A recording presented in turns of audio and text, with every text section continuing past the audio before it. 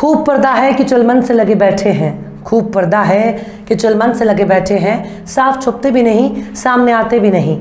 सलाम, नमस्ते, सत श्री अकाल। मैं हूँ आपके साथ हर्षिता मिश्रा और आप देख रहे हैं टाइम्स मेल। इस वक्त पर्दे की आड़ में चलने वाली महाराष्ट्र की सियासत बेपर्दा हो गई है। भाजपा ने महाराष्ट्र में राजनीति के धुरंधर माने जाने वाले शरद पवार के खेमे में आग लगाकर रख दी है।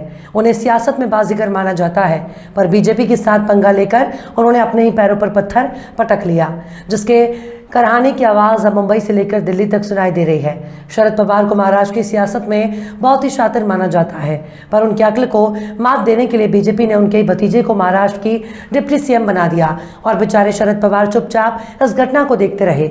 शरद पवार की पार्टी का भतीजा भी हाथ से निकल गया और अब उसकी सियासी पार्टी एनसीपी उनके हाथ से निकलती हुई नजर आ रही है। यानी बीजेपी शरद पवार को बहुत लंबी चुनौती है, जिसकी आहट 2024 के लोकसभा चुनाव तक सुनाई दे रही है।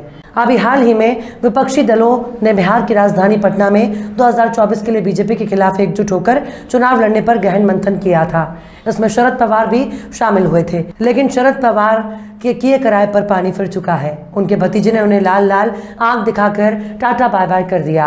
पर माना जा रहा है कि अजीत पवार ने भ्रष्टाचार के मामलों पर कार्रवाई से बचने के लिए चाचा के साथ दगाबाजी की है, क्योंकि एक वक्त ऐसा भी था जब अजीत पवार के खिलाफ देवेंद्र फडणवीस जेल भेजने का फरमान सुना रहे थे। अजीत पवार को जेल भेजने के लिए चक्की पीसिंग का डायलॉग सुना रहे थे, लेकिन बाद में ऐसे हालात बन गए कि देवेंद्र फडणवीस को उन्हीं के साथ सरकार बनाकर शपथ लेनी पड़ी। लेकिन उस वक्त शरद पवार ने बहुत ही चालाकी से अजीत पवार को अपने पाले में कर लिया और महाविकास आघाड़ी के बैनर तले उद्धव ठाकरे को मुख्यमंत्री बनाकर बीजेपी को भी महाराष्ट्र की सत्ता से बाहर कर दिया। लेकिन बीजेपी ने एक बार फिर से महाराष्ट्र में मास्टर स्ट्रोक करके दिखा दिया और अपनी डगमगाती हुई सत्ता को मजबूत करने के लिए अजीत पवार को पावर का पंच दे दिया। अब इसे अजीत पवार की चालाकी कहें या फिर मजबूरी, लेकिन वो फिर से मौजूदा सरकार में डिप्टी सीएम की शपथ ले चुके हैं और तो और अब उसकी सियासी पार्टी एनसीपी को भी अपना बनाने का दावा कर रहे हैं। ऐसे में 2024 में पीएम मोदी और बीजेपी को रोकने के लिए शरद पवार की तमाम कोशिशें बेकार हो गई। अब खुद उन्हीं का भतीजा उनके ही खिलाफ बागी हो गया। आखिर कैसे बीजेपी ने एनसीपी में पैदा कर दिया एक नया शंदे? आखिर कैसे शरद पवार की तमाम कोशिशों का बीजेपी ने लगाया पलीता? आखिर कैसे मोदी से पंगा लेना शरद पवार को पड़ा महंगा? बताएंगे आपको और भी बहुत कुछ। लेकिन आप अगर हमारे चैनल पर नए हैं और पहली बार हमारी वीडियो को देख रहे हैं तो आप हमारे चैनल टाइम्स मेल को सब्सक्राइब कर लें, वीडियो को लाइक कर दें और बेल आइकन का नोटिफिकेशन बटन भी प्रेस कर दें, ताकि बिना देरी हमारी हर खबर आपको मिलती रहे। लौटते हैं अब खबर की तरफ। महाराष्ट्र में सियासी उठापटक ने तमाम विपक्षी पार्टियों की नींद हराम कर दी है। एनसीपी में बगावत के बाद पार्टी का एक धड़ा भाजपा और शिवसेना गठबंधन के साथ खड़ा हो गया। अब अजीत पवार ने दावा किया है कि वो एनसीपी के तौर पर ही सरकार में शामिल हुए। उनके साथ मंत्री पद की शपथ लेने वाले छगन भुजबल ने अजीत पवार की ही बात को आगे बढ़ाते हुए कहा कि उन्होंने बतौर एनसीपी भाजपा शिवसेना का साथ दिया, पर शरद पवार ने इसका खंडन कर दिया।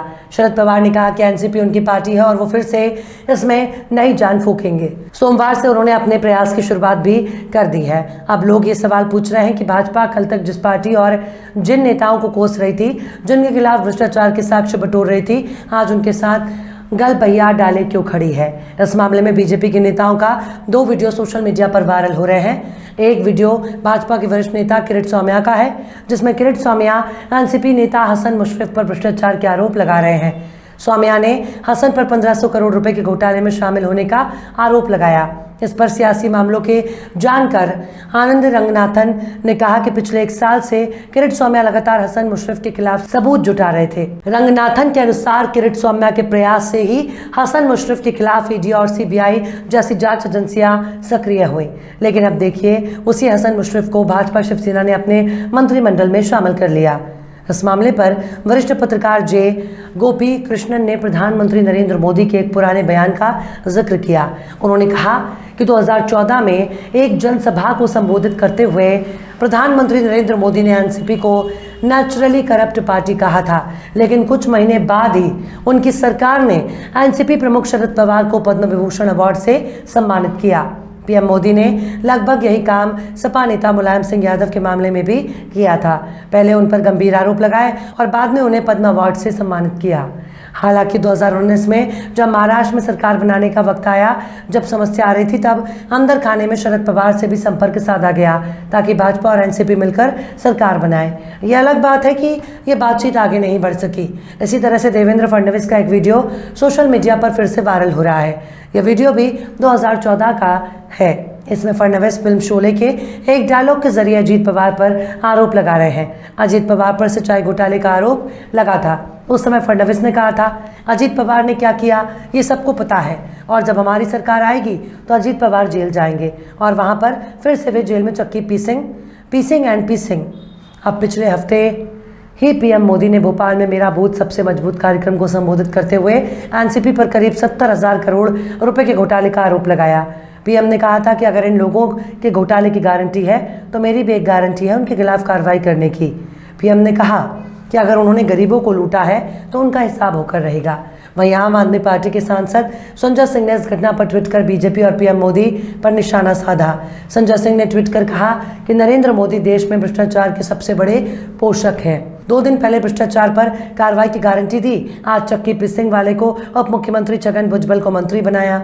आज सारे टीवी चैनल मोदी जी की निंदा करेंगे। पीएम के इसी बयान को आधार बनाकर शरद पवार ने सवाल पूछा है। एनसीपी के जिन नेताओं या पार्टी पर आरोप लगते थे, पीएम मोदी आज उन्हें ही अपनी सरकार में शामिल कर लिया। इसका मतलब है कि पीएम मोदी उन्हें पाक साफ मानते हैं और भ्रष्टाचार को लेकर एनसीपी का जो भी आरोप लगाते थे वो गलत है। यहाँ इस बात की जानकारी दे दें कि एकनाथ शिंदे मंत्रिमंडल में एनसीपी के जिन नेताओं को शामिल किया गया उनमें अजीत पवार, हसन मुश्रीफ और छगन भुजबल के खिलाफ मनी लॉन्ड्रिंग की जांच चल रही है। छगन भुजबल तो 2 साल तक जेल में रह चुके हैं। उन पर ठेका देने में अनियमितता का आरोप लगा है। 2015 में उनके खिलाफ मामला दर्ज किया गया था। अजीत पवार पर सहकारी बैंक के लोन में अनियमितता बरतने का आरोप है। उसकी जांच इकोनॉमिक ऑफिस विंग कर रही है। उस पर सिंचाई घोटाले में भी शामिल होने का आरोप लगा है। इस घोटाले में फडणवीस सरकार ने ही अजीत पवार को क्लीन चिट दे दी थी, पर हाईकोर्ट ने इसे स्वीकार नहीं किया। ड्रग स्मगलर मिर्ची मामले में प्रफुल्ल पटेल पर भी आरोप लग चुके हैं। ईडी मामले की जांच कर रही है। आम आदमी पार्टी ने भाजपा पर ट्वीट कर निशाना साधा। हालांकि शरद पवार ने इस घटनाक्रम के बाद अपने भतीजे अजीत पवार को उन्होंने आशीर्वाद नहीं दिया। शरद पवार ने कहा, मेरा उनके फैसले को समर्थन नहीं है, मेरा आशीर्वाद उनके साथ नहीं है। अजीत पवार शरद पवार के भतीजे हैं। उनके 8 अन्य विधायकों के साथ रविवार को बीजेपी शिवसेना सरकार में शामिल होने के बाद ये अटकलें भी लगाई जा रही थी कि कहीं उनके इस कदम को शरद पवार का समर्थन तो हासिल नहीं है। शरद पवार ने सोमवार को ऐसी अटकलों को सिरे से खारिज कर दिया। उन्होंने कहा कि जो हो रहा है सब सत्ता के लिए हो रहा है। अजीत पवार ने जो फैसला लिया वो उनका अपना है, ये पार्टी का फैसला नहीं है। हालांकि सियासत में कोई भी स्थायी तौर पर दुश्मन या दोस्त नहीं होता और इसी का ताज़ा मिसाल है कि महाराष्ट्र की सरकार, जहां कल तक सबसे करप्ट माने जाने वाले नेता और सत्ता के सिरमौर बन गए हैं। वाकई सियासत में सब कुछ जायज़ है। बहरहाल चलते चलते आखिर में दुष्यंत कुमार ने भी क्या खूब फरमाया है, मसलहत आमेज होते हैं सियासत के कदम, मसलहत आमेज होते हैं सियासत के कदम, तू न समझेगा सियासत तू अभी नादान है। फिलहाल इस वीडियो में बस इतना ही। ये वीडियो आपको कैसा लगा कमेंट बॉक्स में ज़रूर बताइएगा। वीडियो पसंद आए तो लाइक करें। हमारे वीडियो लिंक को फेसबुक, ट्विटर, व्हाट्सएप पर अपने रिश्तेदार यार दोस्तों को भी शेयर करें और बेबाक, निष्पक्ष, स्वतंत्र पत्रकारिता को सपोर्ट करने के लिए आप हमारे चैनल टाइम्स मेल को ज़रूर से सब्सक्राइब करें और हाँ, बेल आइकन की घंटी वाली बटन भी आप ज़रूर दबा दें ताकि आपको हमारे आने वाले नए वीडियो की नोटिफिकेशन फ़ौरन ही मिल जाए। फिर मिलता है किसी और वीडियो में एक नई खबर के साथ। हर्षिता मिश्रा को दीजिए इजाज़त। जय हिंद। तो देख लिया आपने हमारे इस वीडियो को। हमें उम्मीद है कि आपने हमारे वीडियो को लाइक किया होगा और दूसरों को भी शेयर किया होगा। अगर अभी तक आपने हमारे चैनल टाइम्स मेल को सब्सक्राइब नहीं किया है तो जल्दी से सब्सक्राइब कर दें और बेल आइकन भी प्रेस कर दें।